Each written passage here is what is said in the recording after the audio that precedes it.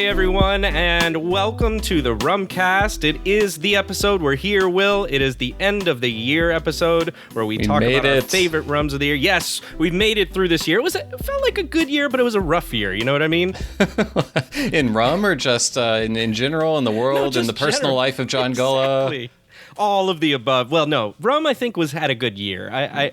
As I was kind of looking through, and I think we're going to talk about methodology here, but, I was looking through it, and I was like, man, there's a lot of choices. I think, Will, I felt the burden of these picks more this year than any other year. We were both talking about how we've had back injuries recently, and we think maybe the pressure of revealing our favorite rums of the year is what, it just manifested physically and has crippled us as we head into the end of 2023 and a whole new year in 2024. But I'm excited to put the pressure and the pain behind us now as we talk through these, because it's one of those things, John, that once I sat down and really thought about each of these categories and looked back through my photo album, looked back through my cabinet, pulled stuff out to revisit and things like that, it was really fun. And I almost felt like I got to replay my entire year in my head through the sensory memories of taste and smell. It was kind of an adventure. So I really enjoyed this exercise, and I'm looking forward to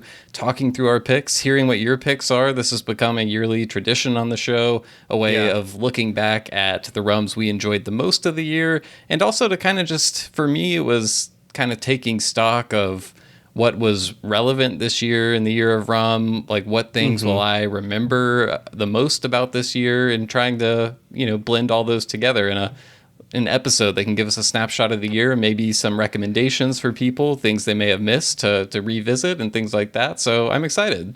Yeah, in one sense, it feels like obligatory. If you're in a hobby, you're going to have like your favorites of the year, and you kind of have to do that. But in another sense, like I was saying, it also feels like you get to, like you said, relive some of the experiences you had and go through those. And I guess that's the origin of review, right? We're reviewing, in a sense, what we liked and what we, loved, I guess, this year. I guess loved is the best way to put it, because it was tough. I don't know if you had as tough a time as I did, Will. I guess we'll talk through it. But I had a really tough time with some of these categories. There were several where I could have gone either way on a few things. And so, some of the decisions were tough. Some of them were surprisingly like, oh, that's the one I know. I don't have to think about this one too much. So I enjoyed it. And we also were adding a couple of new categories this year, John. So I think for those listeners who have listened to this episode in the past, we are bringing back all the same categories from last year, those being favorite unaged molasses, or last year was just favorite unaged rum. This year we decided to split that into a favorite unaged molasses rum and a favorite unaged cane juice rum. So that is one of the new things that we're doing this year. We're also bringing back the aged rum 5 years or less category, aged rum over 5 years category, new to me rum, value rum, most surprising rum, am I the asshole for not liking this rum, which was a new category that we added last year. We're doing that one again. That one was kind of fun. We'll get into more of the specifics of what that category means when we get to it. Favorite overall rum of the year, and then a new suggestion that you had, which is kind of a distillery of the year pick for each of us. So I'm excited to sort of talk about see what your criteria was for that. I have my own criteria for how I picked that category, and I'm sure we'll be aligned in some respects and different in others. But I'm excited to get into those and find out what your picks are, because per our tradition, we don't discuss these in advance other than just agreeing on these are the categories we want to do, any adjustments we want to make. But I don't know. I might have some guesses as to your picks, because obviously we talk about rums that we're enjoying throughout the year. And we, in a lot of our bonus episodes for Patreon, we do an episode called What We're Tasting and kind of talk through a lot of rums. So I have some ideas of the rums that John Gulla really enjoyed or maybe didn't enjoy this year. But I don't know. Outside that, any other details to share before we kind of get going on this? No, not really. Just that I had so many that I loved this year. I'm hoping and praying that you picked different ones than I did, because I'd like to highlight more of them. I'm assuming, many of them that we tried together, and a lot of times we are on a similar page. Sometimes we're not, I guess. And I'm fine with that. Sometimes you're wrong, and that's okay. I know. I admit it. I admit it when I have to. One thing we should note, and we bring this up every year, but I think we try to have a bias toward rums that actually came out during the calendar year of 2023, Correct. at the very least in our respective markets. Sometimes, they come out in another part of the world earlier, but they don't reach us. So we're not super strict about it. Like, I have some picks that I think at least one or two maybe were technically released at the end of 2022, but, they didn't get into most people's hands until 2023. And then there are a few that were just, like, we have the new to me category, which is for rums that don't have to have come out this year, but that we just kind of got to for the first time this year. And I may have a pick here or there that wasn't released in 2023, but we'll note that when we get to it. Yeah. Last thing I can think of is we are going to put these up on the site. So a lot of people have messaged us in previous years talking about, hey, where do I find a list? Yes. Because it's hard to keep track of as we're walking or talking through it. So yeah, you can find it there at rumcast.com. We'll make sure to post these after the episode has been released, so we don't give any spoilers ahead of time. I think we'll not list the selections in the show notes, but if you go to rumcast.com and you go to the episodes page and select this episode, they will be listed there. So you don't have to worry if you're glancing through your podcast app, they shouldn't come up there. Well, I don't know, with all of that out of the way, I think take a little break to maybe make ourselves a festive cocktail, a festive dram, and then return. I think we should. Let's do it.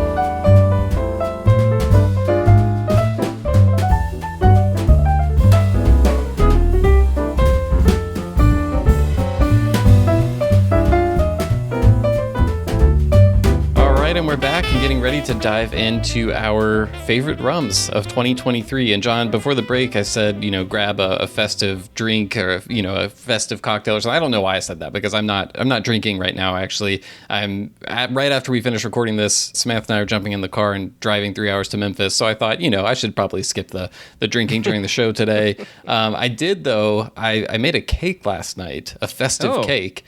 And I actually missed a golden opportunity, I think, to incorporate rum into this cake. It was a ginger stout cake. You make it in kind of one of those like bunt pans, and it has stout beer in it, and it also has a full cup of molasses in it. So it's already, in that kind of rum direction. And it doesn't call for any kind of drizzle or frosting or anything like that. And it works really. It came out amazing. It's got all this fresh ginger in it, and clove and allspice and molasses and all this stuff that just makes you think of the holidays and Christmas and all that good stuff. And I was like, I really should have made some kind of rum glaze or something for the cake. But, making one cake I hit my allotment of work that I'm willing to put into that. So that'll have to wait until maybe next year I can be on my A game there. Yeah, do rum cookies exist? Is there such a thing as like a cookie recipe with rum in it? Because I'm making cookies this weekend, and maybe I could try to see what would happen. I bet there's a way you could do it. I mean, if they're rum, what are cookies if not kind of smallish cakes? They are different from cakes, but I feel like it could work. Why not? Just toss some rum in there and see what happens. I'm gonna do it. I'm going to toss some C Diamond H in there and see what happens. All right. Well, when we talked to the Hampton fellows, they were telling us that DOK is the best rum cake rum. So C Diamond H is not too far off. So anyway, with all that said, let's dive into our first category here. We're going to start with unaged rum, and we're going to do unaged molasses rum first. So John, what do you have for us there? All right, so for molasses, and I'm glad we split this category, by the way, this year, because this was the toughest for me when I was looking at it just as one unaged category. Yeah, I was like, too. Oh my God. So I do think this is appropriate to split it because, similarities exist, but obviously with the base being different between cane juice and molasses, you do get very different results. And so I'm happy that we were able to do it. So I have a pick, but I'm glad you showed up with a pick. I almost feel like I want to call out something on here, but I'm going to wait. Like you're getting ready to apologize. Well, because there's a reason. All right, I'm going to come back to it. I'm going to do my pick first. Okay. And then after you do yours, if you don't do what I think you're going to do, then I'll go back to this. Okay. All right. So my pick is going to be Dead Reckoning, Killick. Ah, okay. We recently tried this. Yeah. The Killick from Dead Reckoning release that was just, it kind of sneaked in here at the last moment because we only just tried it a month or so ago. Yeah. Okay. Oh, if you have the sample bottle out, that's good. Okay. That might mean something. Just open it up and kind of waft the aromas into my face since I'm abstaining from drinking during the show. This is an unaged pot still, single retort, high ester, quote unquote, funky rum is what they say. It uses dunder, but it's distilled in Australia. And this is released by independent bottler Dead Reckoning at 55% ABV, both here in the US and in Europe. I mentioned we recently tasted through this in a bonus episode, and we both got that same fun and interesting kind of buttered popcorn note on the nose. Buttered popcorn funk.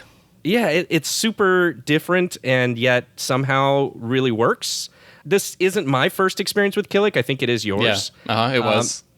I think if I remember right, I named it actually in this episode a couple years back as one of the rums of the year because I was so excited then to see such a cool product coming out of Australia. And I think this feels kind of like it's finally making its way over here so that people all over the world now can experience it as well. You get a lot of the kind of bubblegummy notes, but I had less of that in this one than in the previous release that I had 2 years ago. And to me, there's a nice amount of sweetness and kind of a creamy note and mouthfeel that this one has to counter some of that other kind of bubblegummy stuff. Because I know there are people out there who go, ooh, no thank you for the bubblegum thing, right? Savannah Her comes to mind, and there are some other ones. This one doesn't overwhelm you with it, in my opinion. It's kind of there, but balanced, and it's weird, it's fun, it's cool, and still not that expensive. I think it's around $49 right now for a bottle. That I've seen. It's a must experience for rum lovers like us, and that's why it's my unaged molasses rum of the year. Well, I appreciate the well thought out summary there, and yeah, I think we went over a lot of this stuff in our bonus episode. You mentioned the kind of creaminess to it. That's something that I picked up on a lot, almost like a yogurty. I think I wrote down strawberry or yogurt, and I talked about the buttered popcorn thing going on, kind of like a buttered popcorn jelly bean. This one threw me for a loop, and I considered this one for the most surprising category, but spoiler alert, I didn't end up picking it there. And the main reason for me was this was one that we differed on a little bit in that you really, really enjoyed this one. Yeah.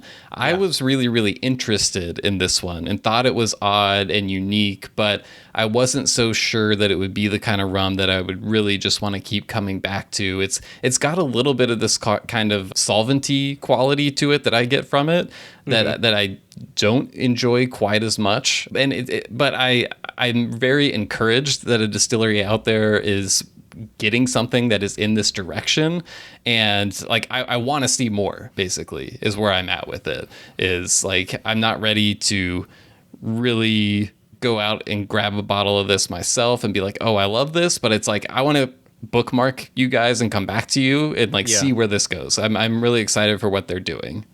I think you're pointing out it's not necessarily a rum that everybody's going to love in the way that I love it, but can appreciate it for what it is. I do think there are a lot. Everybody has to experience it. I don't think you're alone on an island. Like I do think there are a lot, especially if people are rum nerds. I do think there are a lot out there that would really be like, oh, this is awesome. This is so tasty. I'm not quite there. So, but yeah, it is. It's definitely worth experiencing if you are super into rum, which I assume you are if you're listening with us right now. So. Fun pick. I expected that to come up for you somewhere in here. Okay. So not a complete. I guess maybe I was expecting it for most surprising for you, but I'm glad we're getting to talk about it here early. Okay. All right. Ready? Yours. Onto mine. So every year I feel like there's a point that comes up where one of us kind of apologizes for the pick that we make because it's like kind of bending the rules a little bit, and I'm gonna do that. Right from the beginning. I'm hoping it's what I think it is. So I'm going to select something that shouldn't be too surprising if you've been listening to recent episodes. And I've got to just select the entire Hampton 8 Marks collection for this. Okay, good. Because, and here's the thing, I know I'm technically selecting 8 rums, but I want to talk a little bit about just like what I've come to enjoy the most out of this and some fun things you can do with it. This is just, I feel like we can't talk about the year of 2023 in rum without talking about this release. I mean, there was a reason that we looped around at the end of the year and did a whole episode with Hampton and with La Maison and Vellier just about this release, because it was so special and because it was entirely unique and something that is kind of a dream for rum nerds, which is getting all 8 marks of rum that Hampton makes in unaged form at 60% ABV in 200 milliliter bottles, getting to compare them. And I've had so many fun little sessions with this collection over the past month or so. And something that I've really enjoyed that I started doing after the interview, actually, for that previous episode, is I took my favorite of the very high ester marks in the collection, which is Sea Diamond H. And I put that into a dropper bottle. Okay. And then what I did was I took some of the lowest ester marks. So I did this with OWH and LFCH as well, and poured a half ounce of either of those low ester marks into a Glencairn, and then added about 12 to 15 drops or so of the Sea Diamond H. And getting to sort of see the effect that has on it, because that was one of their recommendations, was if you want to try blending stuff, try blending a high ester with a low ester, basically. And one of the things that was surprising to me was it's not like you just taste the low ester mark plus like a hint of the high ester mark. What I tasted more so was it's almost like the characteristics of the low ester mark just become accentuated, and it becomes thicker, like fuller mouthfeel. The flavors just become a little bit louder in it and clearer, sort of. And it wasn't at all like tasting a combination of things to me. It was more like supercharging the low ester mark and bringing out its best qualities and helping them really shine. So it's just been such a cool release. And I know I'm going to keep going back with it. And I feel like I've not even yet gotten it to reveal its best secrets yet. I just feel like there's so much still to learn from it and cool things to experiment with and try. So there was no way I could go through this episode without bringing that one up. And I did question for a while, should I just force myself to pick my favorite mark? But I couldn't do it, John. And honestly, at the end you just said Sea Diamond H is your favorite mark. No, so. I said that was my favorite of the high ester. So if we're talking about like, Diamond Aged, HGML, Sea Diamond H, DOK, I think Sea Diamond H is kind of the one in this unaged form that I really enjoyed the most. Overall mark, it might actually be, hold on, for some reason I can't remember the name. It's a lot of letters. Yeah. One of the Am I the Asshole I was going to pick while you're doing that and looking was going to be like, why is it so hard to know all of these mark codes? I get it because it's historical and I know why they do it, but like, I wish it was kind of easier in some way, because it's like, wait, which one was that? And it's all these weird letters and everybody does it differently, of course. And so it's harder to gloss. I actually really like it the way it is. Like I think Worthy Parks conventions are very easy to remember because it's like WP light, WP medium, but I love like the lore behind all the Hampton marks and it's just kind of like mystique, But what I was trying to think of was I wanted to say the Rumfire mark. I knew it was HLCF. I always like between that one and LFCH. I'm always like, is it HCLF, LCFH? I sound like a total noob right now, but honestly, like HLCF might be my favorite Hampton mark, just in its unaged form like that, which is so funny because that's literally just what Rumfire is, But that's one of the things I appreciated about the interview as well, was how all of the guys were talking about, don't write off the ability of the lower ester marks, which HLCF is kind of mid-range, but don't write off their ability to have a lot of complexity relative to the super high ester stuff, because a lot of them actually have, like if you look at the ester breakdown, they have more types of esters in that small component, non-ethyl acetate component. So anyway, I already spent an entire episode talking about this collection. I probably don't need to say any more, but I had to capture that for posterity, and because just being honest, it was one of my favorite things all year.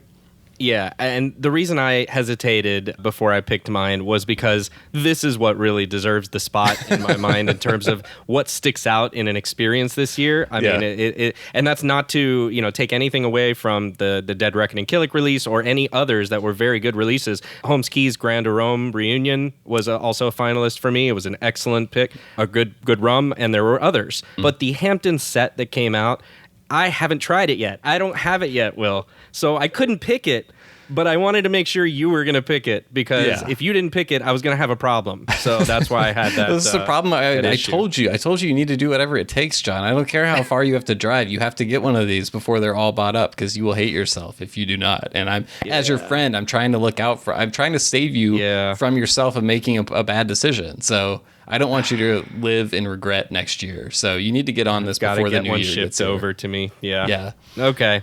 Cane juice? All right. Unaged cane juice? Unaged cane juice. So am I going first again here? You can go first, or we can switch it up, whatever you want to do. Why don't I go first this time, and maybe we'll switch it up after. Okay. I'm going to give you a hint on this one. And again, this category pained me so much. This one was really tough. Such a hard time. I will tell you my hint is that this rum has a long name. Not necessarily the brand, but the entire name of the rum is a lot. Okay. So based on that... does this come from a distillery that you are known for really liking? I think so. I wouldn't say it's like a hallmark, like, oh, everybody knows, but I believe I've talked well about them in the past. Okay, I have an idea, but maybe come out with it, and I'll say if I'm thinking in the correct direction or not. Okay. This is the St. James Pure Can Biologique Brut de Cologne Batch 1 2020. Okay, all right. So this is one of the rums that we tried at Miami Rum Congress, right? It was, yes. And it's a beast of a Martinique agricole that, despite it being 74.2% ABV, drinks super easy and brings a ton of flavor with every sip. It was just an experience that, to me, was unforgettable. And when you have an experience unforgettable at a rum event where something sticks out like that, you know that there's something there that's special about it. I wanted either that or you just had way too much to drink before that. Possible, but I'm going to follow that up in a second because Okay. I did have that thought. So you're not far. I wanted to say on the Fine Dram site, because I was looking to source a bottle of this, it says, I wanted to quote this. It says, quote, "Not really meant for neat consumption. Try this as a cocktail seasoning." Wow. I say bullshit because although I can understand how that could be used in that way, and I'm sure it would be super successful, it is really great sipping neat. Yeah. And that's kind of the feat that it brings at that high percentage ABV. So that's kind of underselling it to me. So you mentioned this was one that was a standout for me at Miami Rum Fest. That was way back in February of this year. Yeah. And I remember it wasn't just us. There was a buzz it created at the show, and it was just unforgettable from that. The St. James table was busy. Yeah. Yes. However, we have talked, you and I, about only tasting something once and how, when you do that, it's like, well, do you have enough to go on? Yeah. And at a rum festival, as you mentioned, it's even harder because where's your palate at by the time you try it? Right. And it could be wasted at that point or blasted. Or you could be either, I guess. But it's not really available in the U.S. That's another problem because I haven't been able to find it since then. And so I might have left it off, except, lucky for me, I was, in fact, able to experience it again more recently at Asadico Miami at the bar here. Oh, Asadico to the rescue. Yes, I spotted it on the back bar at my most recent visit. We had a lot of good rums that night. I was with Jordan Zahner, who was in town visiting from the DC Rum Rebels. But this was a standout for me amongst good rums. Yeah. So, because of that, it takes its place here on the list. It will, I'm not going to say this lightly, it might be the best agricole I've ever tried, ever. Wow. Okay, well, I have a comment, but I want to wait until it's my turn. But that's wow. You really do need to track down a bottle of this then if you enjoyed it that much. So if anyone knows where one can be ordered to the state of Florida right now, please send us an email at host@rumcast.com so John can put his order in. Will, before you get to yours, I have a question, though. Okay, yeah. And it's on this rum. Yeah. As I was doing the research a little bit more on it and actually trying to source it, an interesting question kind of came up. And that is, does it qualify?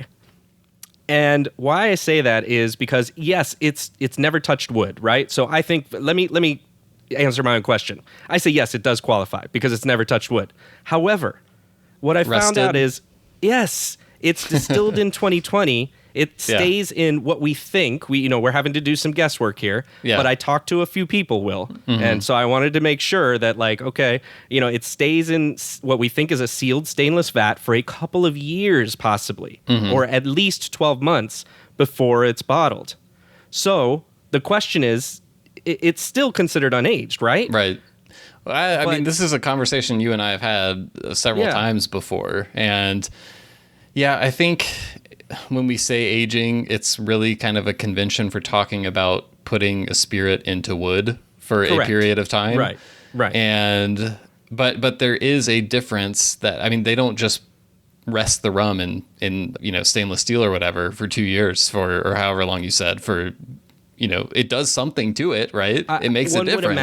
One would imagine it's not just like backed up in the line of things they have to bottle, Right. Yeah, and I mean, I know I've talked to producers before who were like, yeah, there's a reason, we rest for 3 months or whatever. Like it produces a change in the spirit. Right. It softens, it calms down, other stuff comes out. So, but I think for the purpose of this category, when we say unaged, we basically mean stuff that has not been in wood. Right. Which is why I went ahead and picked it. But it does raise the question, Will, of why don't more people do that with an unaged rum? Well, I don't think it's exceedingly rare for spirit to be rested. I do think for a period of that long, you definitely see that less often. Right. But also, this is kind of a special release rum, no? Mm-hmm. So, if this were their mass market white rum, they're probably not doing that, but for something special, maybe it's worth it. Because of economic reasons, right? And they charge more for it accordingly. And they should, because it's in a way, it's, raised its value, right? Sure. So I believe it's probably economic because most people think, well, it's an unaged rum, so you can sell it when you're ready. But I do think there's an interesting premise here, which is why aren't more people who are making unaged rums trying to rest it for longer periods and see what happens?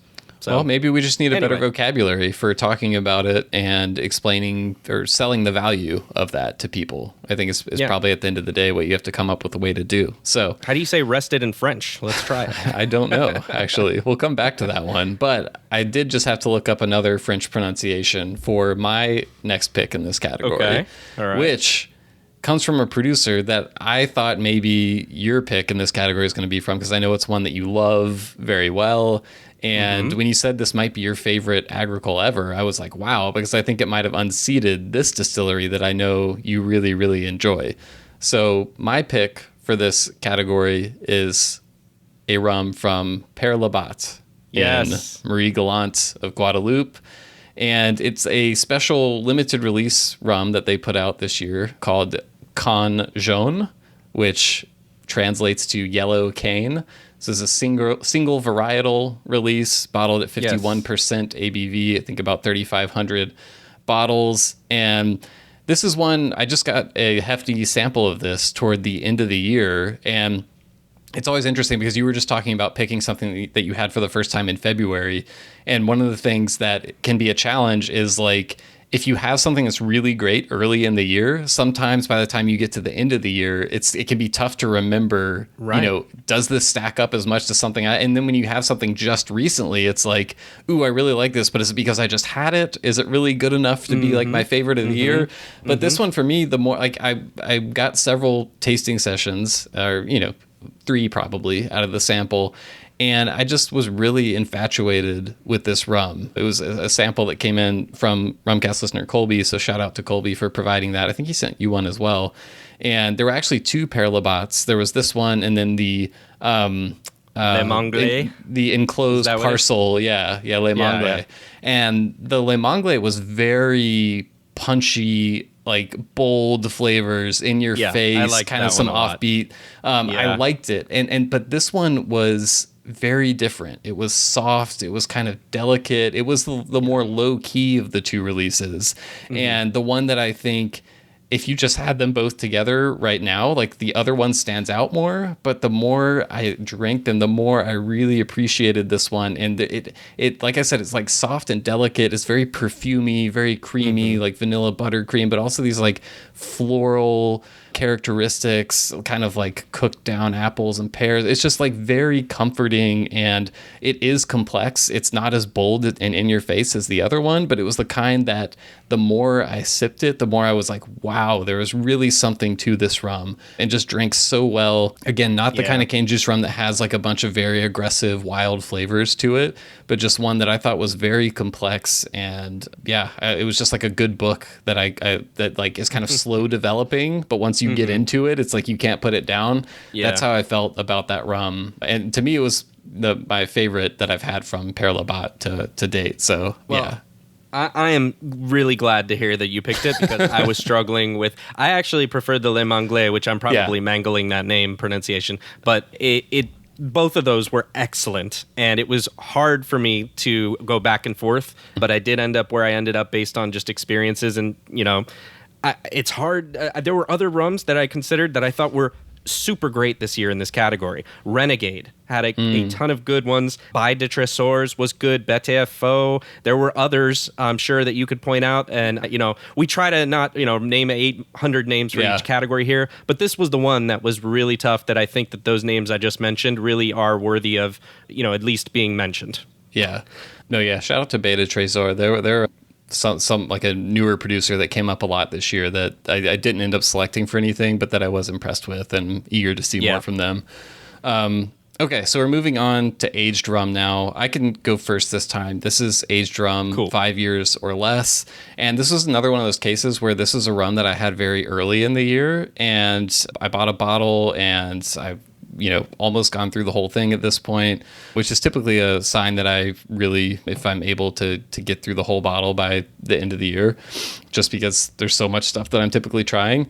And this was one that I just think was, it's kind of like, I want to see more types of these releases in the wild. And so I was really happy to get this.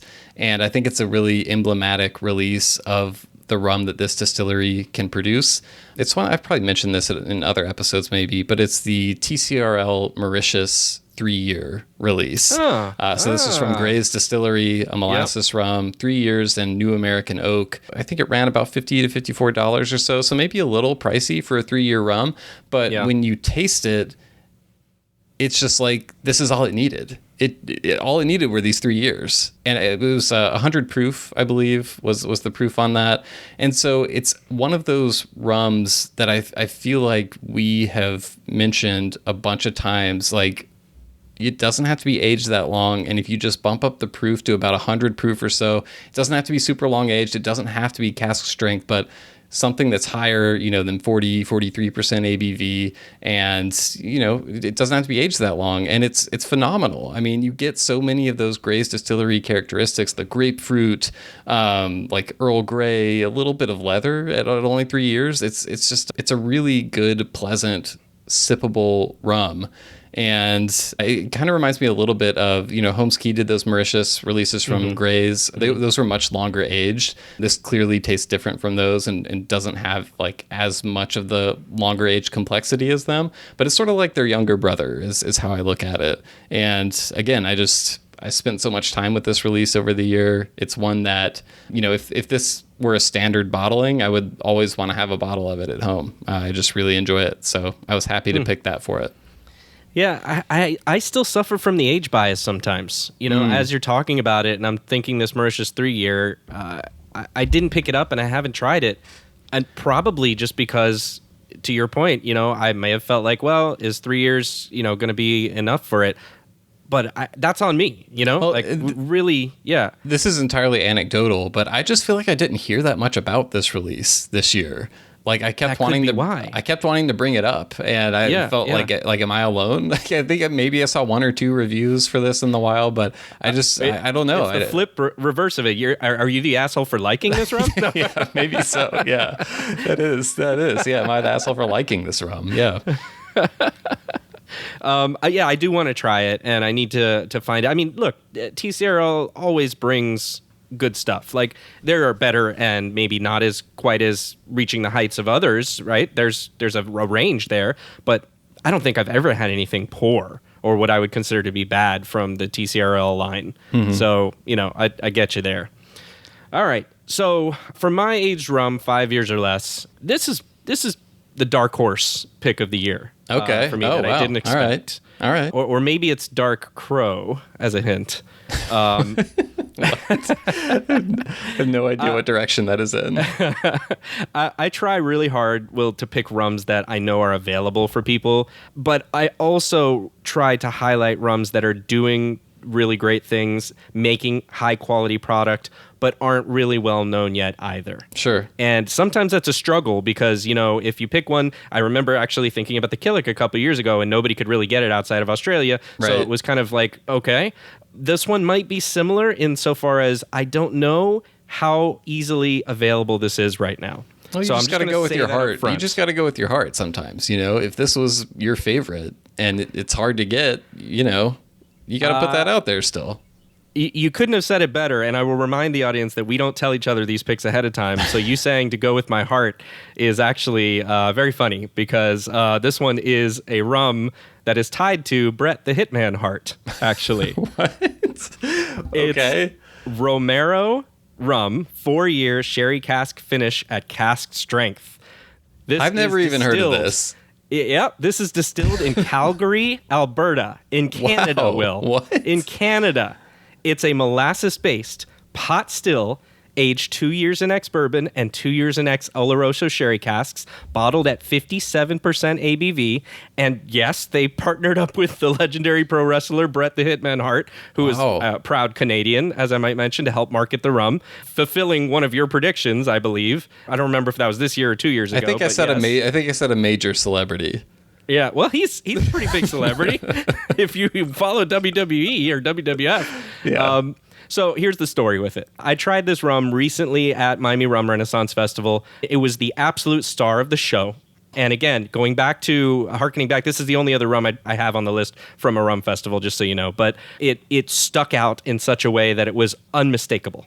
Wow. When you hit on something that is of high quality, that is bringing great flavor, good balance. You know how you and I talk about being over-sherried many times, and that's especially a craft producer can fall into that. Yeah. I think, or a small producer. They didn't do that here. And somehow what I loved about it, Will, is this one managed to be both familiar in a lot of ways and still yet unique in other ways. So being distilled in Canada, it has its own thing. But at the same time, it's a classic, what I would call a classic ex-sherry finish rum at high strength, which brings everything you would want with it. You know, all the notes you would expect. And I didn't expect to get that out of something. I didn't even really honestly know, and this is glib of me, I didn't know Canada was making rum. It's even that I was like, wow, like how did I have such a big blind spot? And then also for it to be this good. Now, I will say this.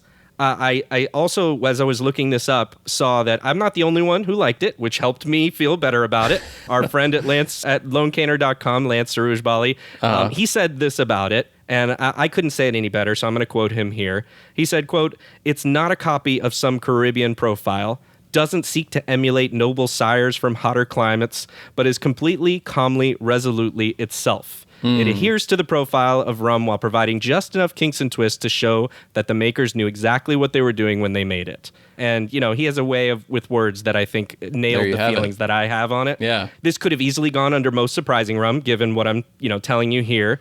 But, at just 4 years old, I felt like it belonged here. It's a rum that if I could find a bottle, I would buy it right away. I think it's about $70 or $80-ish. Not bad for a new small producer, yeah.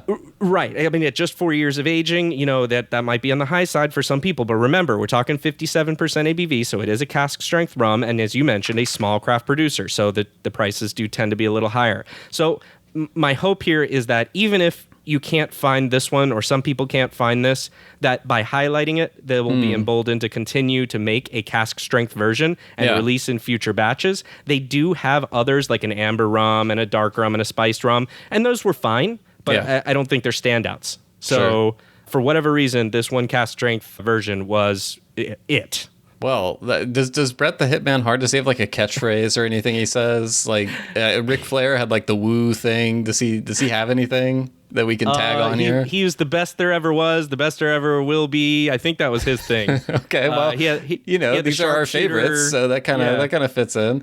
At the risk of you're just going on about how in the excerpt from Lance's review was kind of putting this out there as it's its own thing. It's not trying to emulate other stuff. So at the risk of now trying to reduce it down to a stupid comparison, does it remind you of anything else? Like if you had to compare it to another rum style, does it have elements of anywhere else, or is it like entirely unique? You did say it has some familiarity to it. So yeah. Of an English style, which is a poor way to already categorize thing, but something along the lines of English Harbor or maybe Barbados, maybe Mount Gay. Okay. Something in and around that is what I would say.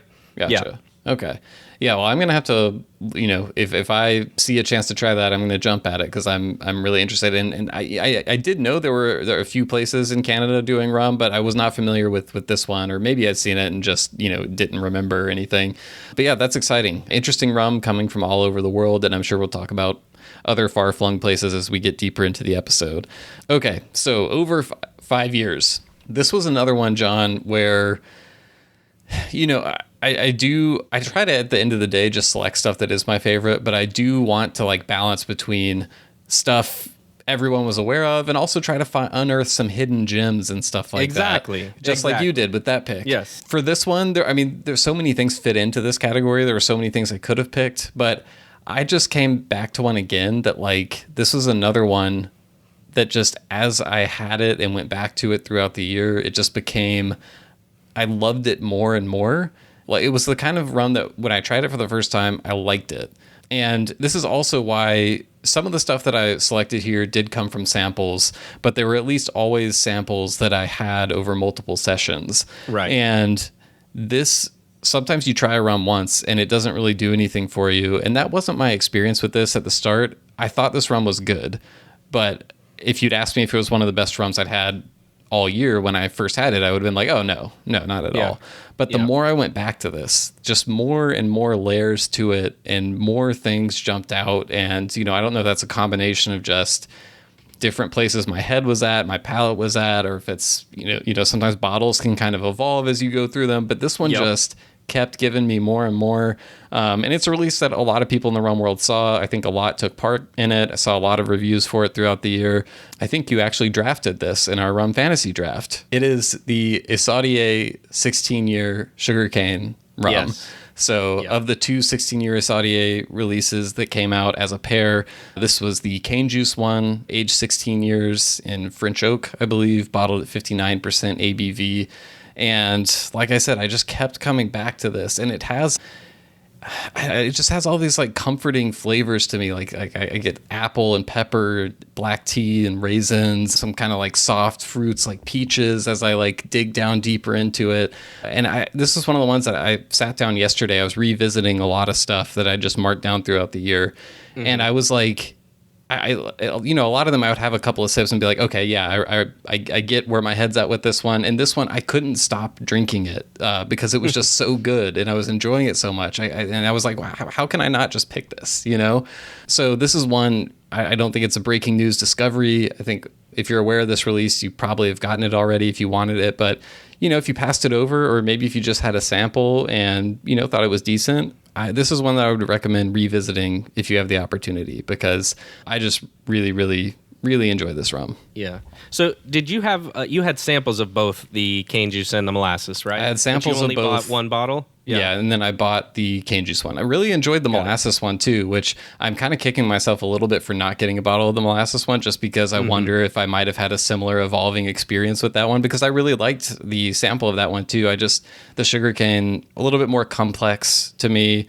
It shared a lot of similarities actually, which was kind of cool considering the difference in the distillate. But yeah, that's where I'm at with those. Yeah, I didn't pick either of those in my list, but I will say that I appreciate the fact that we were able to get those twin releases, if I can use the term there, because it really does help inform how things can differ from the base material. And I love, isolating the variable there. And I'm sure there was more than just that variable, but the idea is, they're close, right? Yeah. And you get to experience that. We also got the same thing with the Holmes Key Reunion Rums, where they did one that was cane juice. Yep. And there was, I want to say there might have been one more. And my point was to say with that, it's so cool to be able to have those experiences.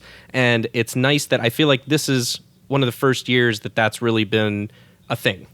So that I can remember, at least. I know Mount Gay did something with Virgin versus, ex-bourbon oak or something like that a few years ago. So there's been done a pot and column release as well. Right. And, Vellier did the continental aging and tropical aging release. So, yeah, there's been something in that vein, but I do think we're seeing more of it.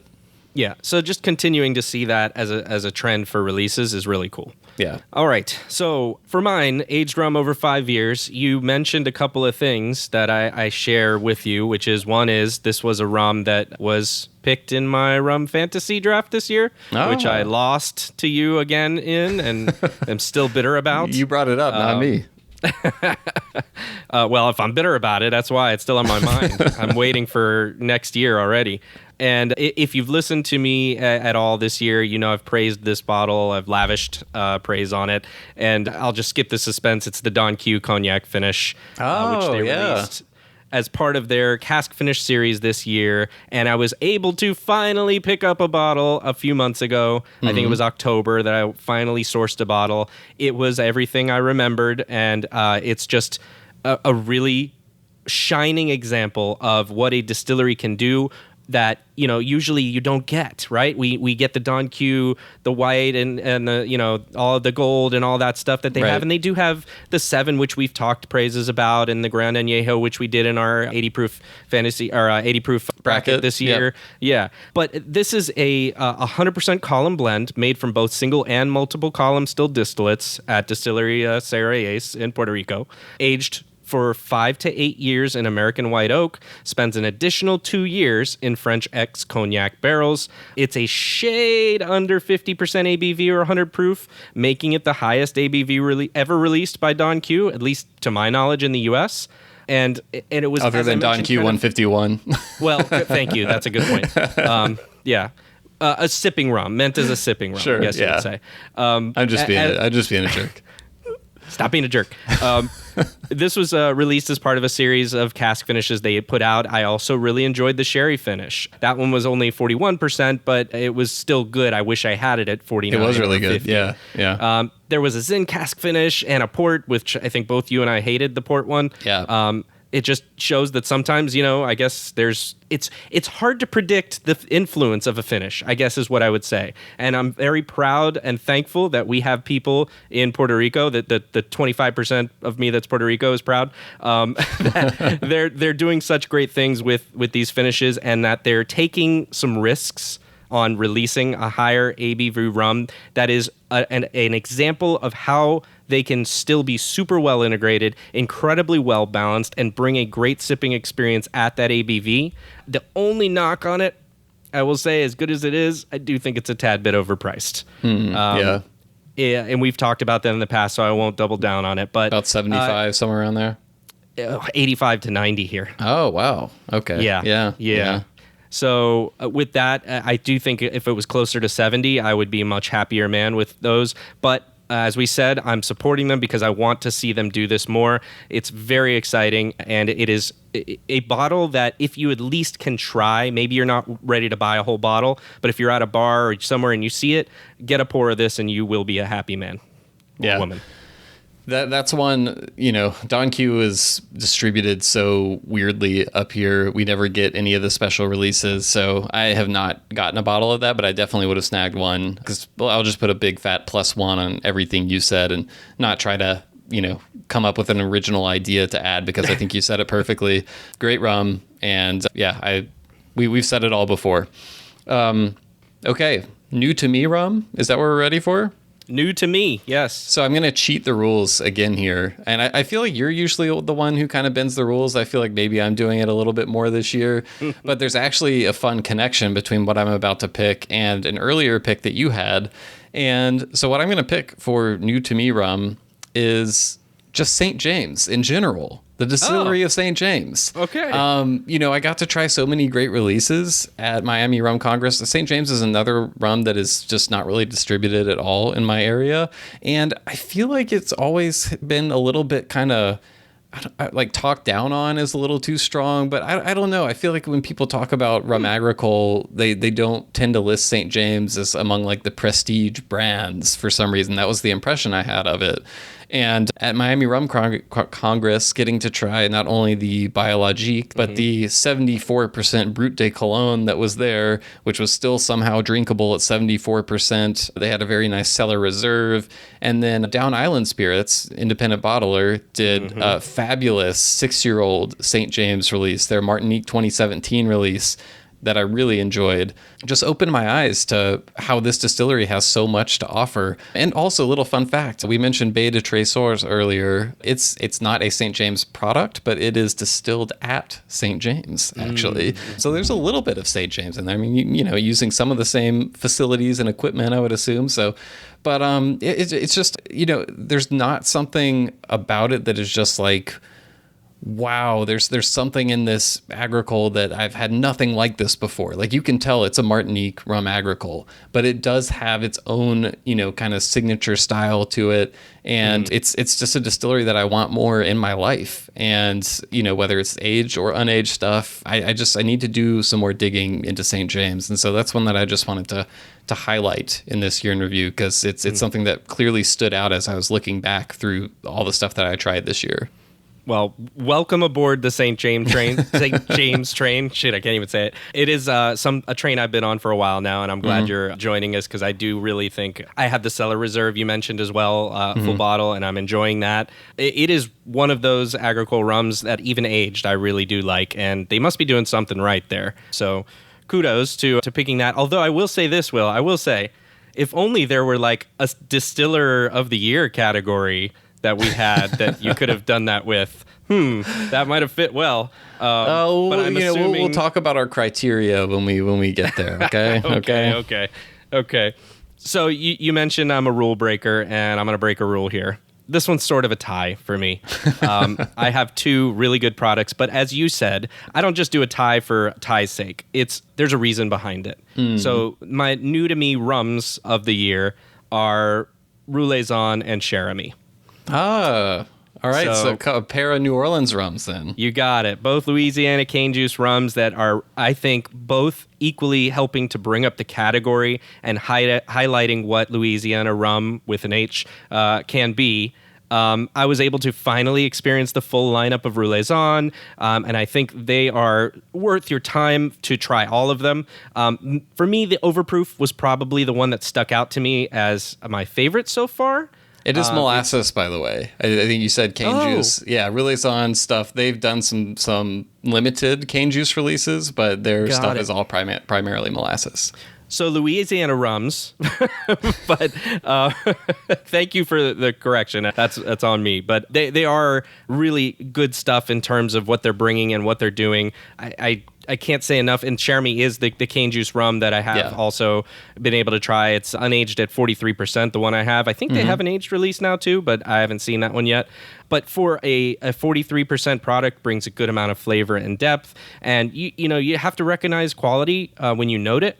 And that's what I wanted to do with both of these. I think if you're in that area, or you're in an area where you can experience either or both of these rums, I think you have to, because they're good stuff and they're bringing something forward. I think in the next few years, we've talked about this well before, that Louisiana rum is a thing, and it's increasingly becoming present within the rum community, and I would like to see them continue to do. I can't wait to see really what's coming next from them in terms of the releases they're doing. Yeah. I'm glad that you highlighted those two producers, as I think they're both doing really. I think they should be commended for kind of their focus on rum, and they're completely different, by the way, in their approach, because Cherami, which is cane juice, as you said, a lot of what they're bringing out, particularly that release, the Cherami Blanc, the 86 proof one, it's really kind of like a starter cane juice rum. It's a great rum to introduce people to cane juice spirits who haven't had them before, because it's very approachable. There's not a lot of wild and crazy flavors going on in it, because that's not what they're going for, but it's a really refined, really good rum, and really versatile. You can use it in all sorts of stuff. I really enjoy it. And then Roulaison, you've got on the complete opposite end of the spectrum, where they're doing the long, funky fermentations. But what I appreciate about them is it's kind of like that excerpt you read from Lance about the Canadian distillery, is like, they're not trying to taste like someone else's rum. Like, their rum tastes like their rum, their funk tastes like their funk. And, you know, some people like that, some people don't. But the overproof bottle you mentioned is my go-to with them as well. I really enjoy it. And that's an unaged overproof. But they're doing all kinds of interesting, fun stuff down there. And yeah, I think if you're curious about the category of American rum, zooming in on Louisiana rum, I think is a wise choice to make, because I think a lot of the producers that are popping up down there now are really committed to rum. They have access to local sugarcane and things like that. So it's an exciting area. Yeah. I also wanted to briefly mention that Rouleaison has an herbal liqueur called Amer. Have you tried that, Will? I have. Man, the Amer is fantastic. It's really, really good. It is, yeah. It reminds me a little of something in the chartreuse area, but it's not, it's still its own distinct thing, as you were saying. It's not trying to be chartreuse. I think it could stand in, but, I'm looking for a bottle of that, too, because I really liked that one, and I'm trying to start, kind of finding things that are drinks that I can mix in with those type of things. What I've realized, Will, is I really like high proof drinks. So where you're putting in, Punta Mess I've talked about before, or a liqueur in with another one, so that it's not just juice, right? Yeah, I like a spirit forward things with drink. Juice. Spirit forward is the words I'm looking for. Thank you. Yeah. I like those types of cocktails more so. So that is a really great one, and I'm also trying to source a bottle of that. By the way, I just wanted to make a quick mention. The runner-up for this category, Durley's XO, is the first time I've had it this year. What? And wait, you'd never had that until this year? I never had Durley's XO. I had 12. I had 8. I've had, others. Yeah, I hadn't had it. That's so funny. And I really funny. enjoyed it for what it is. Was that during our blind Foursquare tasting? Yes. Wow. Yes. Yeah. Okay. So just a heads up there that's just a pretty good rum for those who haven't tried it. Don't skip it. Yeah. We're breaking news on here. Yeah. Don't skip Durley's XO in your rum journey. For the 1% of people out there who haven't tried that yet to listen to this podcast, don't skip it. Yeah, no, good shout out on the Rouleaison Amer. That is a great liqueur that they make. And like my first reaction was the same way. I was like, oh, I tasted it and I was like, oh, I'm going to put this in a last word, which is a common chartreuse cocktail. And it worked beautifully in that. So good stuff all around. Okay, I think we're ready to go to value rum. And this is another one where, like, this is not a new rum, but it was one that I tried for the first time this year and was just kind of bowled over at how good it is for the low price. And, I just don't know that every year there's going to be a rum that comes out that is just like one of the best values. It's just hard to find that every year. And this is one I don't hear particularly. I don't see this rum very much in the US at all, because it might not even be distributed at all over here. But this is another rum agricole and another one from Guadeloupe, actually. And this is Rum Bouillon Blanc. So I went on kind of it wasn't enough to call it a binge, but I wanted to order a bunch of agricoles that aren't distributed in the US, just because we've talked, so often about how there's so many we've yet to get to just because they're not available over here. So I ordered some stuff from Boulogne, some stuff from BL, which is on Marie Gallant as well, like Père Labat earlier, off of Fine Drams actually. And I was stunned by some of the low prices on this stuff, John. It was this bottle of Rum Bouillon Blanc was $23, and that's with the currency conversion. I think it was about 21 euros. This is a 100 proof Blanc agricole. Distillery has been around since the late 1800s. I believe they're one of the oldest producers there. This is, again, it's sort of, how I was describing Cherami Blanc just now. I would say this is kind of like the rum agricole version of that, where this is an uncomplicated, not intensely grassy or vegetal rum agricole. It's kind of like, in my mind, one of the perfect agricole starter rums. It's clean, fruity, kind of lime zest, candied citrus, but you're not hit with a lot of those like intense flavors, that like vegetal grassiness that can be somewhat off-putting to people who, when they're new to the category a lot. Not to everyone. Some people gravitate to that right away, but for others, it's kind of an acquired taste.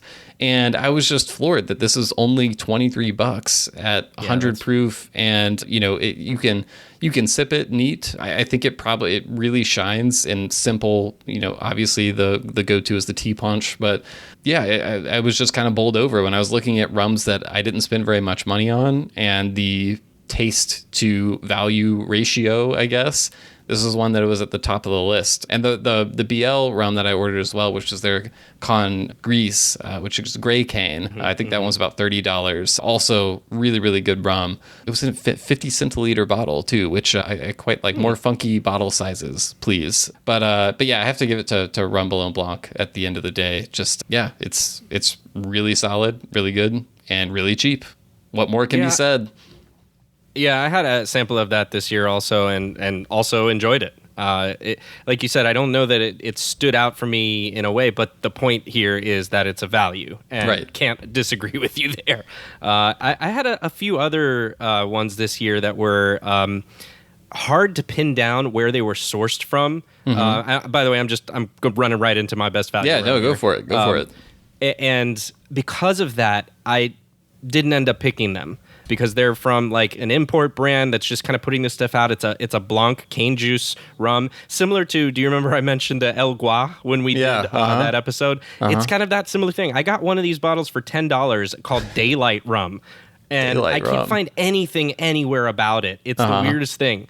But it ain't bad for $10. Was this when we were doing our bottom shelf episode? Was this one of the bottles sourced for that? Well, the El Gua was, but no, I got this one because it was on sale when I went somewhere else looking for, I think it was the Don Q, and it was in the clearance. And I was like, well, it's $10. What's the worst that can happen? Right. You know, it's garbage, and I don't like it. I do like it. It's a good, approachable cane juice, 50% ABV, I think. Well, actually, I have to double check that.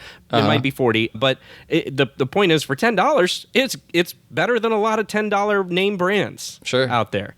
And so that was cool. But again, because I didn't know where it was made, I couldn't find anything else out about it. It's hard for me to push that out as something that I would do in the best of the year list. So what actually made it? Yeah, because of that, I had to break the rules yet a little bit again. I had a hard time finding something this year, as you put it, that I would consider. And I had to try to do something that I've only really had a chance to experience this year. And it just struck me as one of the best values in rum. Okay. So that was where my thought is coming from. And that is good old El Dorado 12. The new version. Wow. Okay.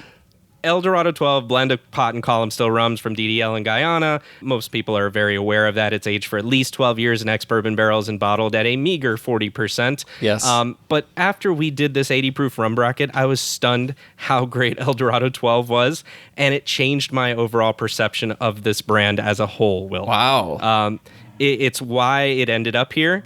And I had previously only really been familiar with the 15, which, I bought that 3 or 4 years ago. I liked it, but I also kind of knew that it had that sugar element added. It was a sweeter rum because it had the older version. Yeah. I've since tried the 15 that is the newer version that is much better. Yeah. And this new 12. And, I guess I looked at the shelf when I bought the 15 and I saw the 12 and the 15. Again, mind you, this is 4 years ago me. And 4 years ago me said, well, I'm going to get the 15, duh, right? Man, was I wrong.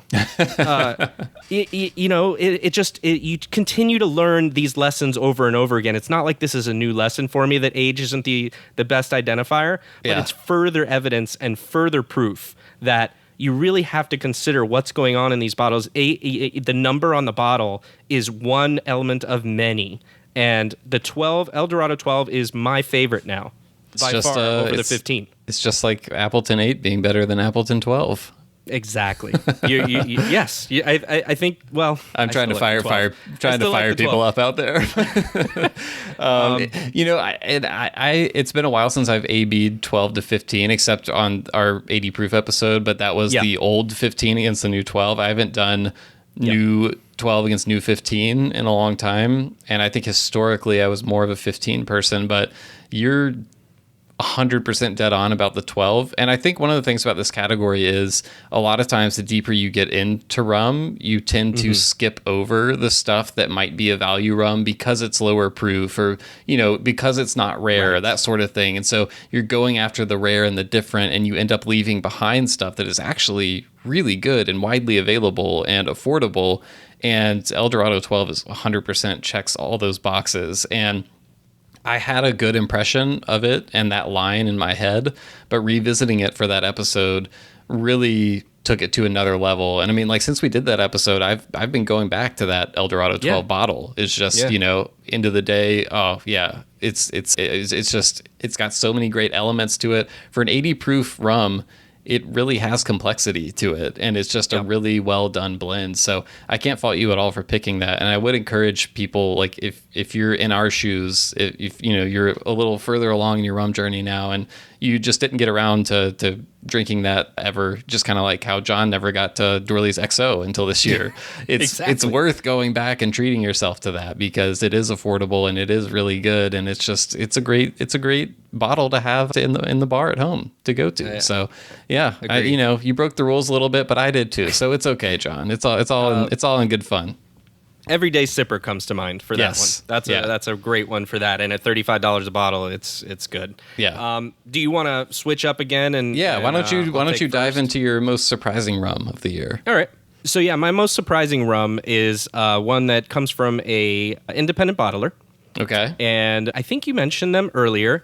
This is the Down Island Brazil rum. Yes, I said rum. So a blend of cane juice and molasses rums, both distilled at Distillery in Sal Roque near Sao Paulo back in 2011. It was aged 6 years in Amburana casks and another 6 years in American oak and bottled at 55.1%. So when my brain thinks of Brazil, I think of cachaça. Yes. And I think I'm probably not alone in that. And when I saw this come out, I was really surprised. I was like, but it's rum. It's Brazil rum. And then I was even more surprised at how great the product is. The cane juice distillate, which is 80%, it still drives the bottle, but it's tempered a bit by the molasses, and the Amburana is distinct without being too dominant, because I do think I've had some Amburana releases where it's a little too much. Yep. And so this one works. I just have to give it to Down Island for taking a leap here on something that is unfamiliar in the market and putting it out there for cane spirit enthusiasts like us to get our hands on. You know, it's rare as a Brazilian rum product. It's rare as a cane juice molasses blend, although it's clearly stated on the label, and I love that. It's rare to find Amburana cask aging here in the U.S., and you get all of that rareness for roughly $99 in a very nice looking and functional bottle. So, you know, keep it up. I'm super excited to see what more he's going to do in 2024. I'm just really pleased with that one. His other releases were excellent, by the way, as well as, you know, we haven't mentioned them, but Raising Glasses had a few great releases this year also. Independent bottlers are still coming up and doing great things. But this Down Island Brazilian rum, don't skip it. It's great stuff. Yeah, I had this release written down as one to consider for the over 5 years favorite rum category for myself. I really like this one. And it was surprising in a lot of ways, because I was a little worried that the 6 years in Amburana was going to overwhelm it, and it was just going to be like a complete cinnamon bomb. But it wasn't. I thought it was balanced really well, where, you know, the Amburana influence is there, but it doesn't just dumb down the rum entirely. Really good. And it was a really memorable rum from this year. So no complaints on my end there. All right, so, on to your most surprising. Yeah. For mine, this is going to be kind of a bookend with what I picked last year in this category. Okay. I don't know if you remember what I picked last year. I do not. But it was a release from a small distillery in Taiwan called Renaissance Distillery. It was a bottling that the Whiskey Exchange did, where it was a Fino sherry cask. And this rum from Renaissance, it's about a 15-day fermentation. I think this is a molasses-based rum. They use dunder, so they're going for kind of some funkiness in their rum.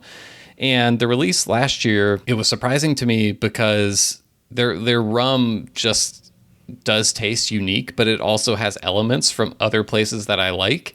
It reminds me a little bit of Fiji rum. It reminds me a little bit of Savannah. It reminds me a little bit of Jamaica too, but somehow manages to be itself at the same time.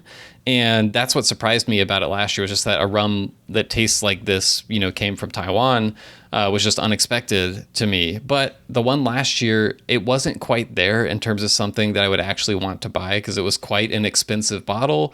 And also just because the sherry cask influence was just too strong for me. I didn't think it really gelled with the unique flavors of the rum all that well. But it was kind of like how I responded to Killick earlier on this episode, where I was like, there's some interesting stuff going on here. Right. I just want to see more. This bottle isn't for me in terms of, buying it and drinking it regularly. I just want to see more.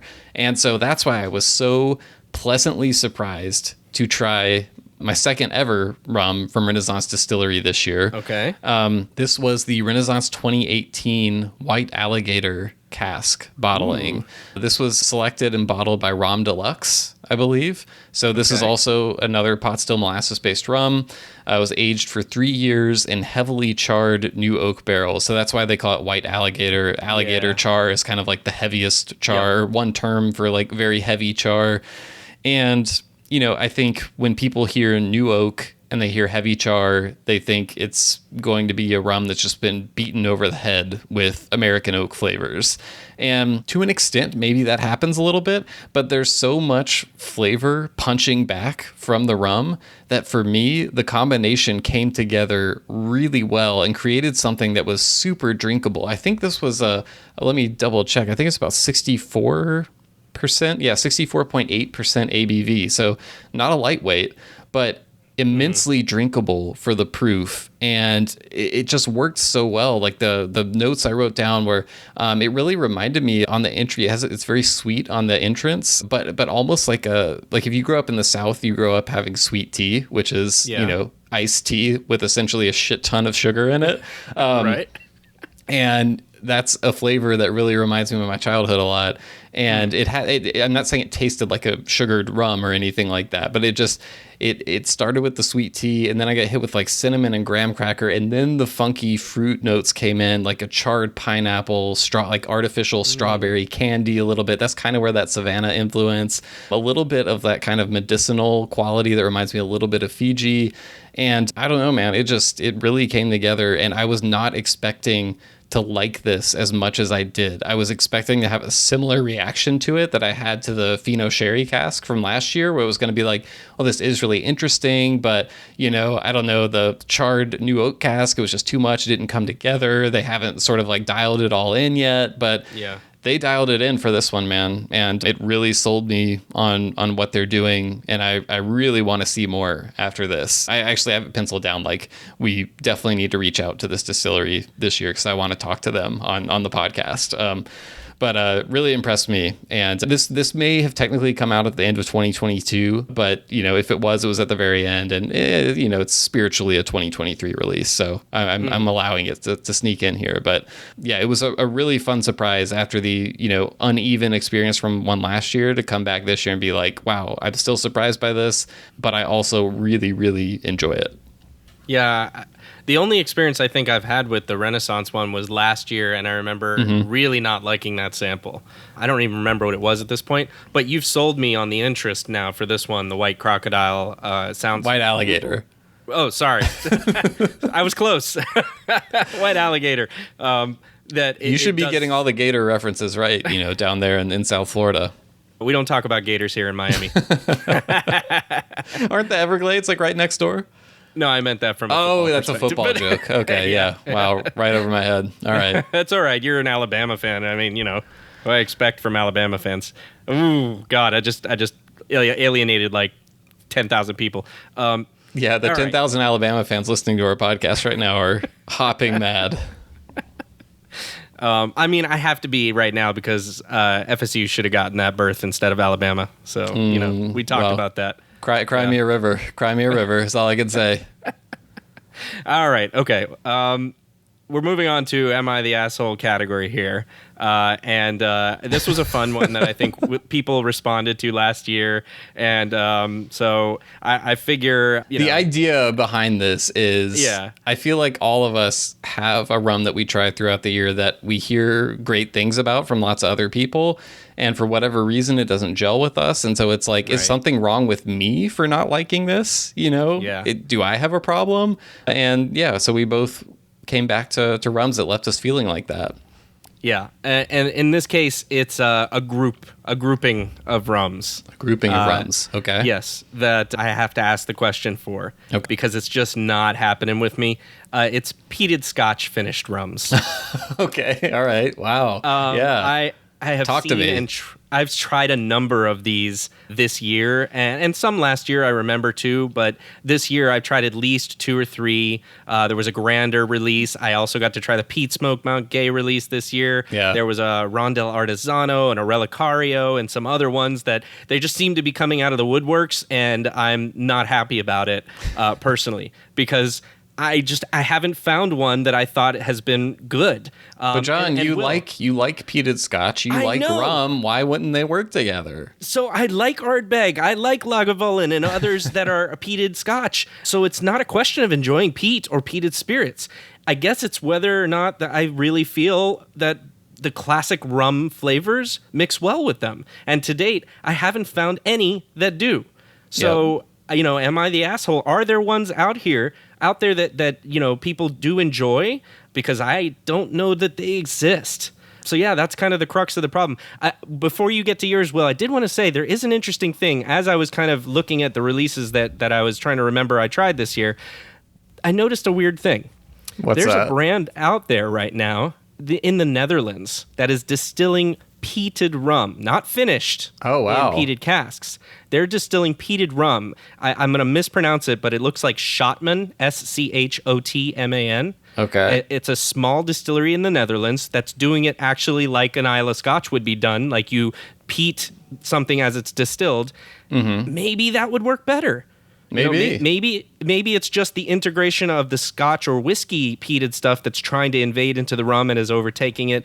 And maybe if it's actually designed that way from the ground up, it could be better. So I wanted to ask, has anybody tried that listens? And, if so, let me know. Is that any better or is it the same stuff?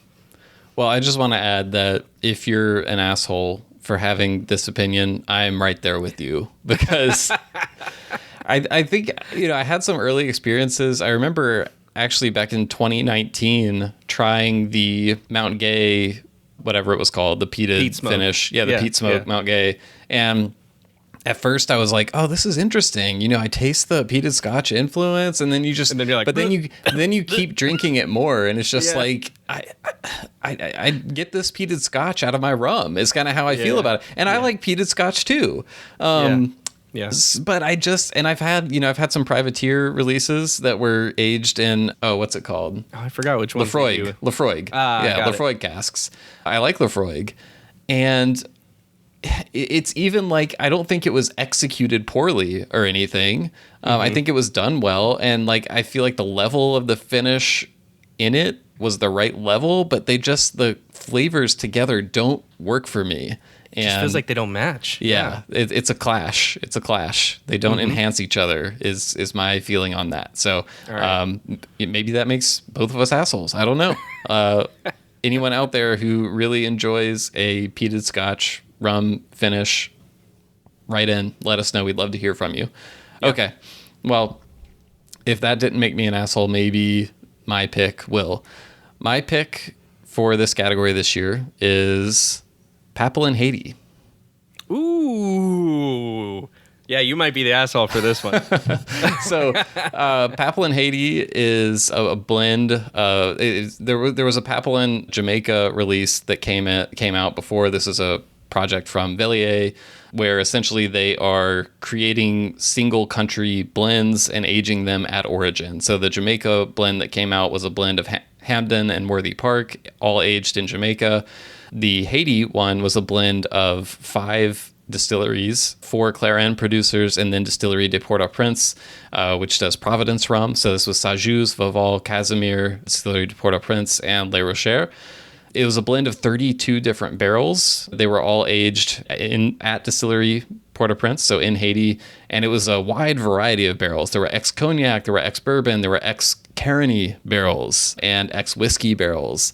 And did I say it was 4 years old? Was the age statement on that rum. The ABV on this one was 53.1%. And this is a rum that, like, everything about it led me to believe that I was really going to enjoy it. Not just in terms of everything I just read. I mean, this idea of bringing all these different Haitian producers together, doing a blend, aging at origin, like it just sounds like textbook designed in a lab, a rum that I should like.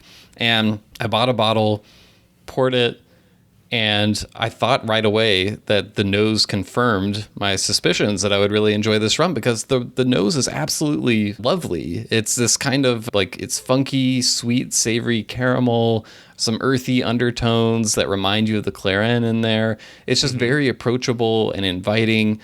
The problem, John, is that there's a hint of those qualities on the palate when it first enters the mouth, but once I swallow, the finish is so bitter and then just evaporates into nothingness that it just ruined the entire experience for me. And I've gone back to this multiple times, hoping that it would evolve in some way, or that, like, you know, oh, it was just something I ate that day or whatever. But it's just stayed the same, to where when I get to the finish of this rum, it's just this wash of bitter and none of the qualities that I tasted beforehand.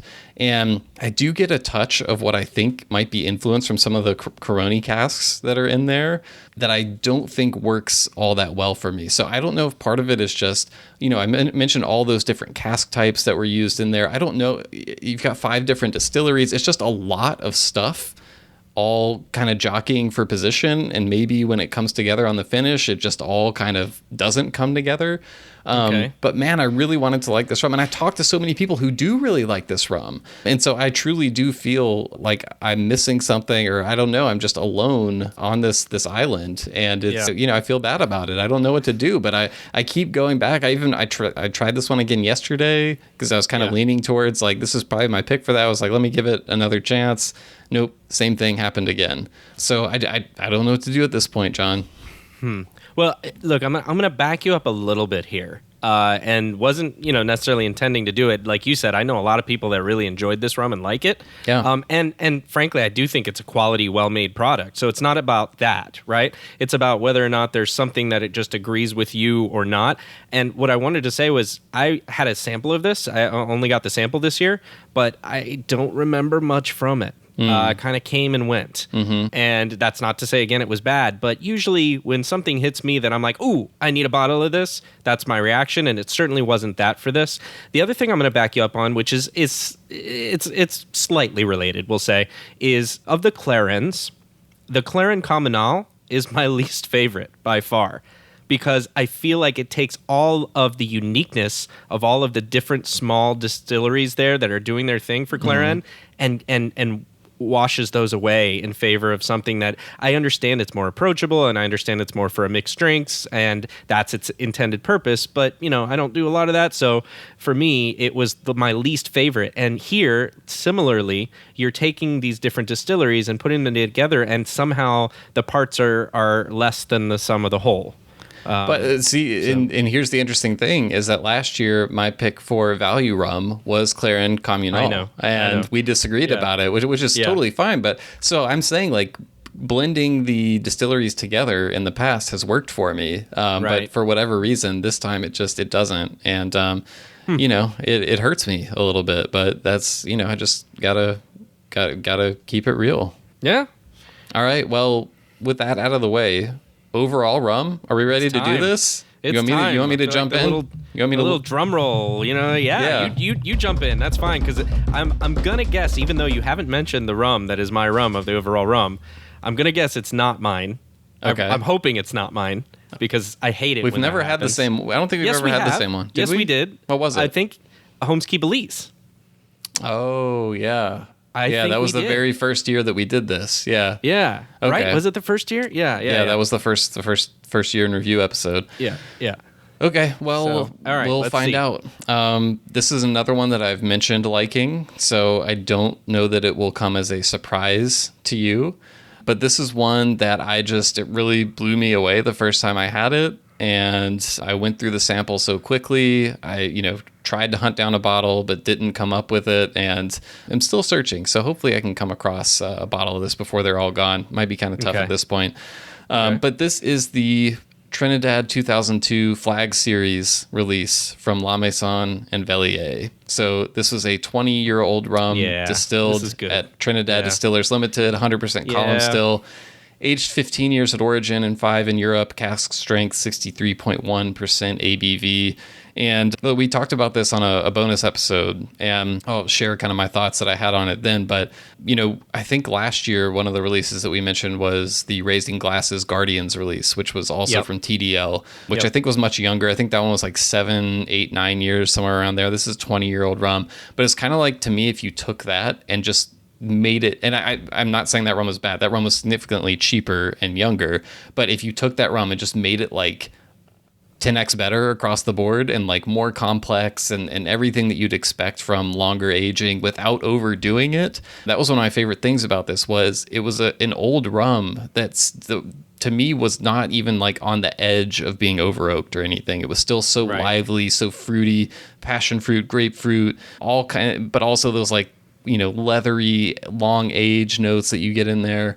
Just so drinkable, but also complex, really hitting the sweet spot of both, where it's something that I can sit back and drink when I just want to relax, but also something if I'm in a mood to like really get geeky and really sit down and think about what I'm drinking, it can slide right in there too, because it's got a lot of complexity going on. So just one of the better executed long-aged rums. Not that we have to pick a long-aged rum for this category, but just when I think back on the distinct releases from this year and which ones really popped, that one went right to the top for me. So a fitting choice for myself for this year. With good reason. This is a fantastic pick. It really is. Thank you. I really enjoyed that rum. I'm mad at myself for somehow not having remembered it up till this point and putting together my list this year. Like you said, sometimes it's just hard to remember everything. And I hadn't bought a bottle of it because I wasn't able to find it, like you said. Well, and the frustrating thing was I was able to find plenty of bottles of the Guyana Flag Series release. Yes, I've seen them too. Which I normally would be all over, but that was another kind of Am I the Asshole rum for me, where that one was aged for a very long time in port casks, and I just did not like the port and the port, I think it was port. Right? Am I remembering that right? I don't recall. I think it was port. And it was a Port Morant rum, and the cask influences too much for me. And that rum I saw all over the place in my market, but I didn't see this one anywhere. Right. So I liked that one, the Guyana release, but I didn't like it for $300, which is what the going rate was. Whereas the Trinidad was, if I remember right, $200, like $199, and it was to me the better of the two. So I'm with you 100% on it. It's an inspired choice, and it's a good one that if people are still seeing out there, you should grab that one. It's the rare time where I would say I would spend $199 on that. Yep, same. And the Guyana one, by the way, was a port cask influence on that one. So. Okay. Yeah, well, okay. So it sounds like we didn't pick the same thing. So that's good news, right? All right. Yes, that is very good news. Hit me with yours. All right, well, up until about, and you're going to know what this is when I tell you the story, but let me get to it. Up until about 3 or 4 weeks ago, I had a different pick for this. Oh, wow. Rum of the Year. Okay. And I'm going to mention it here because I think it's almost unfair that it was my pick all that time and doesn't end up being it.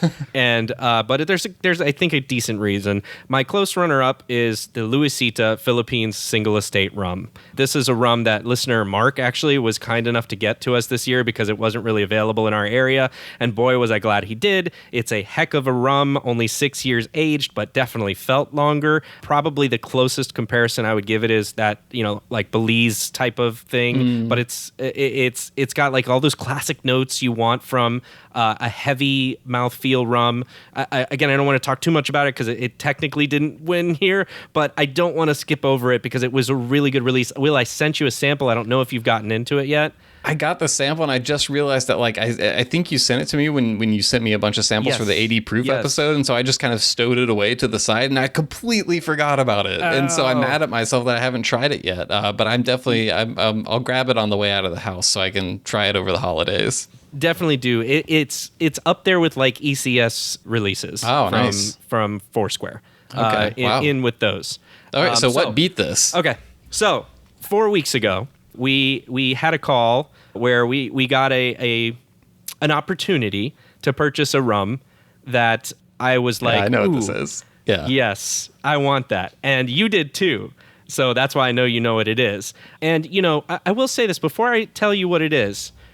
I get accused of being a fanboy for this brand, and it's not unfounded, right? Because well, I mean, I feel like saying accused is a little hard when something is just a fact. I don't think one can be accused of it. It's like saying I get accused of being a podcaster. Yeah. Okay, fair point. But I'm just going to come out with it. It is a Holmes Key bottle. I didn't have a Holmes Key this year that rose to this level until this one came. And this one hit me and was like an immediate, like, yes, this is an amazing rum. And it is one that it overtook that Luisita as my rum of the year. It is the Holmes Key Guyana DDL Albion Mark rum release that was provided by, I think it's an Austin Rum Society pick. Mike Hooker on the Austin Rum Society did this pick with Holmes Key, and it is aged for 9 years in ex-bourbon, but it's pretty light. I'm pretty sure it's continentally aged, and it has a lighter profile in that mark, the Albion mark, than other Port Morant releases do. Mm-hmm. This is a fan-freaking-tastic rum. It is something that brings so much flavor. I mentioned earlier that El Dorado 12 gave me this like, wow, realization with DDL and what they can do. Right. And this just took it to the house.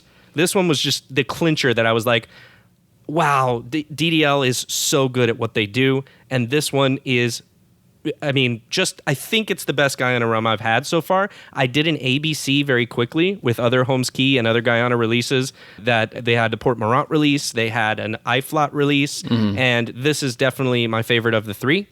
It's the longest finish I've had in a rum this year.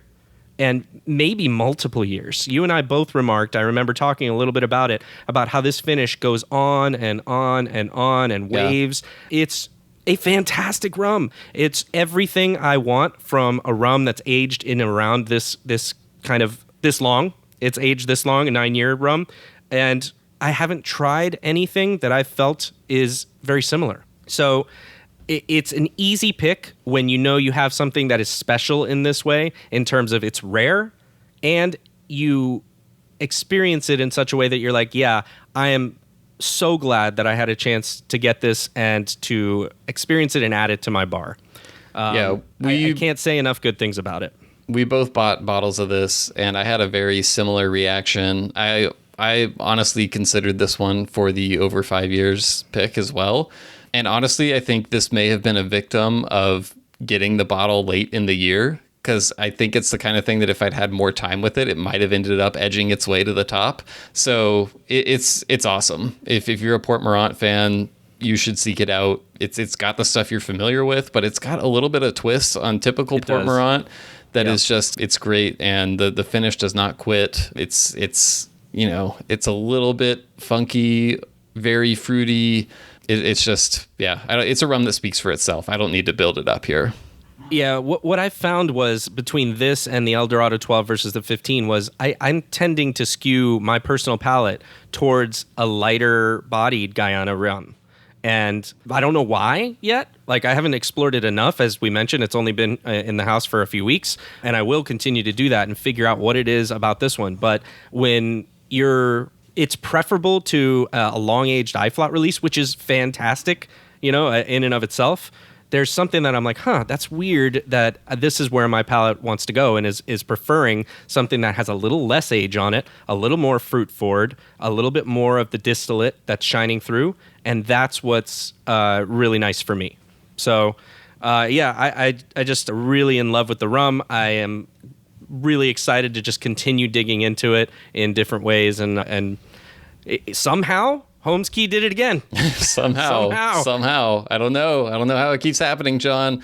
And to your point of it being kind of lighter, that was kind of one of the whole things behind this release, is that this particular mark is supposed to be a little lighter in profile than the traditional PM mark that's most commonly found from the Port Morant still. But yeah, it's a great release, and hopefully it's available to people outside Texas, although I don't know that it is really since it was an Austin Rum Society pick, but it's worth seeking out for sure. Okay, do we want to wrap this up with our new Distillery of the Year picks? Let's do it. Okay, I can go first because mine is going to be quick because it's actually involves a distillery that I've already talked about. Okay. But really quickly, I want to cover what my criteria was for this. There were kind of three elements. A, did this distillery have good releases this year that the distillery themselves put out, is how I kind of wanted to think about it. Two, did they kind of like capture the rum community's attention to some degree? Like, it was something that people paid attention to and talked about, garnered attention, that kind of thing. That was, look, I see you're making a face. I'm talking about my criteria, John. Okay, so my criteria don't have to be yours, but you need to listen to mine first, okay, All right. before you start immediately writing them off. All right. It's a distillery of the year. It's got to be something. I'm not saying it has to be like the most popular rum. I'm not saying it has to be Bacardi, like being something that common people know, but just something that was kind of like not just something that came from some obscure distillery that like no one really tasted it.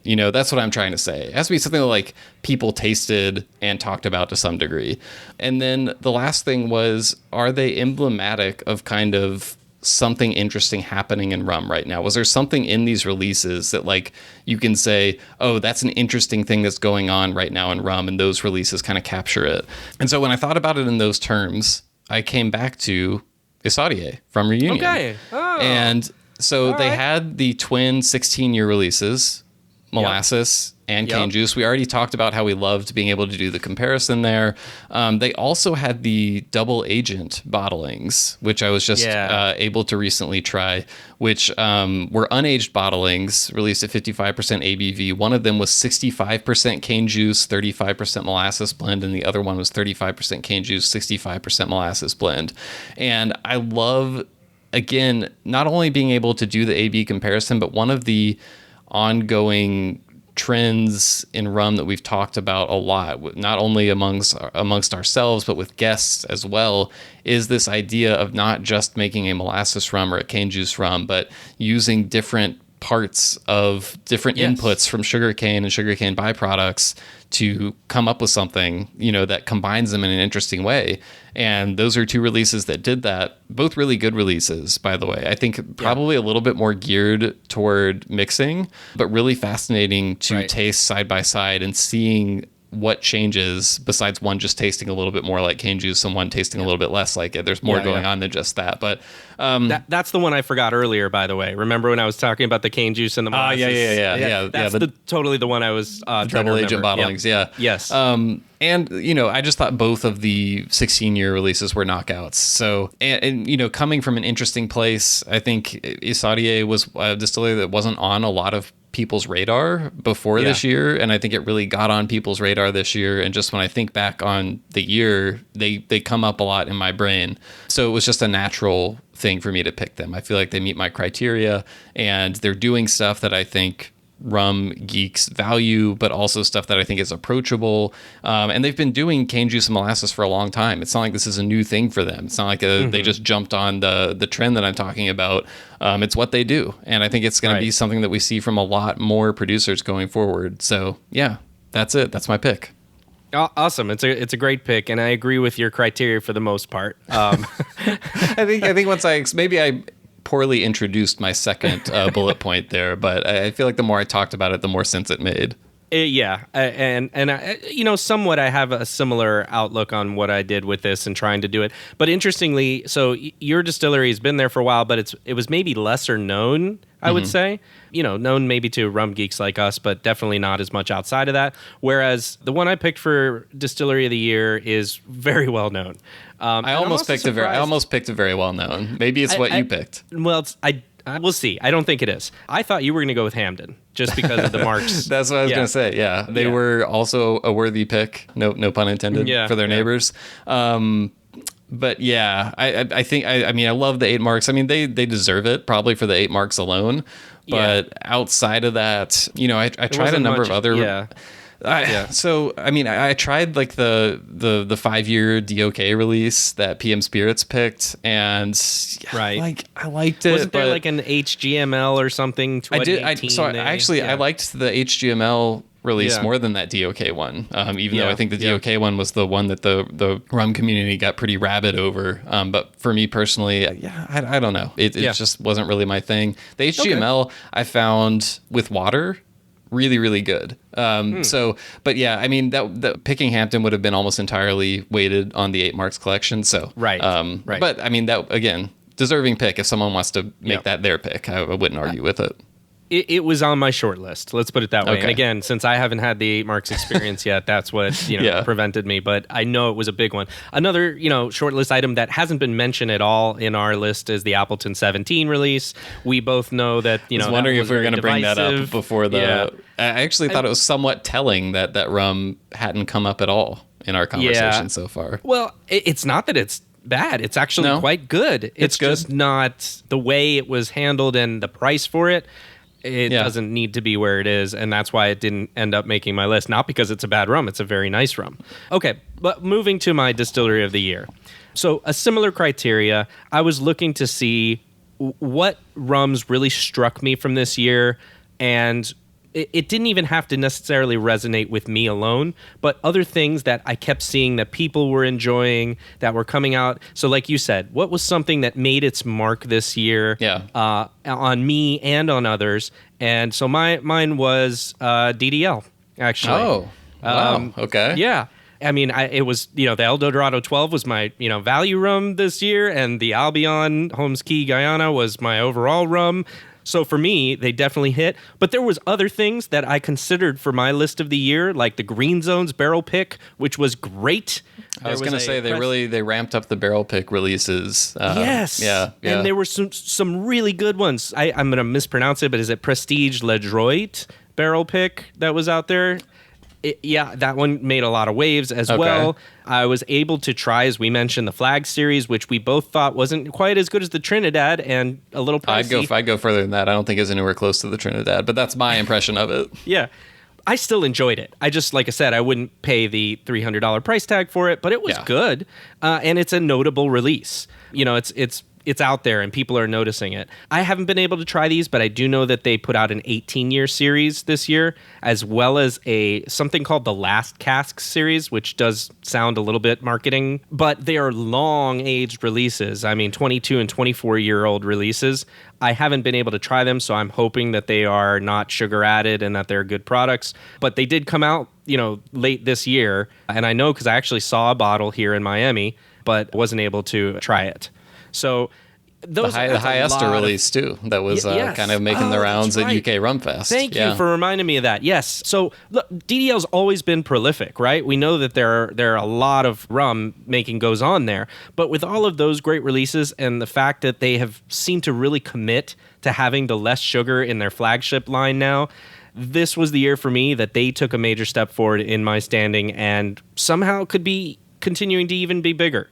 I feel like this is a kind of a breakthrough for you because I think historically you've been lower on DDL in general than I've been and a lot of people, and you've broken through. 100% right. It's not that I ever didn't like it or thought it was poor. It's just it didn't hit with me like other rums from different various places have. And finally, I get it. Yeah. So, exciting for me personally, but also I think exciting for everybody else to see that many really worthwhile picks and products coming from them this year. Yeah, well, and so much more down the road as well. Like I mentioned, the High Ester release, which I don't really think has hit markets or anything yet, so that'll be something cool to watch out for. Right. What a year, John. What a year. Yeah. And so much, we could have mentioned that we didn't quite talk about, there were some interesting Rum GM releases this year. I know the 2002 bottle was one that really stood out to me. They had the Terroir Volcanique that a lot of people were talking about. Just so many bottles we could go on and on, naming honorable mentions and stuff, but I think we'll cut it off there. I was so sad that the Volcanique didn't make my list. I tried to fit it in a couple of places because I really do like it. Best bottle of the year for me. Oh, that is a cool bottle. Volcanique. Yeah. Renegade also doing some cool stuff. We just got to try some of the age stuff that they're doing, which I'm sure we'll talk about on a future episode because very promising and interesting in my book. So we'll close it out there. We would love to hear from anyone listening, what stood out to you? What do you disagree with? What did we miss? What are we too high on? What are we too low on? What did you like this year? What were your favorites in these categories? Send us an email, host@rumcast.com. That's HOST@rumcast.com. Or as always, you can hit us up on social media. John, where's the best place for them to do that? Yeah, don't like email? Don't use it. Just hit us up on social media at the Rumcast at either Facebook or Twitter. I'm just going to call it Twitter, and also Instagram. Yes. So we'll look for those posts there, or as we post on those sites and you want to list your stuff under that on your comments, please do. We love to do it. We mentioned we are going to put on the website this year the list of our picks, so you will have that as a reference. We won't do it immediately because, again, we want you to listen to it and be surprised first rather than just scroll down a list, but eventually they'll make their way up there, and we should probably try to dig back through our other lists. Will, I don't know, have we put those on there from other years? I think we have. Okay, good. Okay. Because, yeah, I mean, I've noticed every year, Will, we start to have these good conversations with people on, especially on this episode, and I would love to see more of that from not only us to people, but also people to people, right? Yeah, for sure. All rum enthusiasts out there, start these conversations. I want to see it. Reddit is a great resource also. I see a bunch of stuff on Reddit under the our rum category. So, we'll definitely we'll look for those. Hit us up. Let us know all the questions, the what's that Will asked for, and hoping it was a great year for you all as well.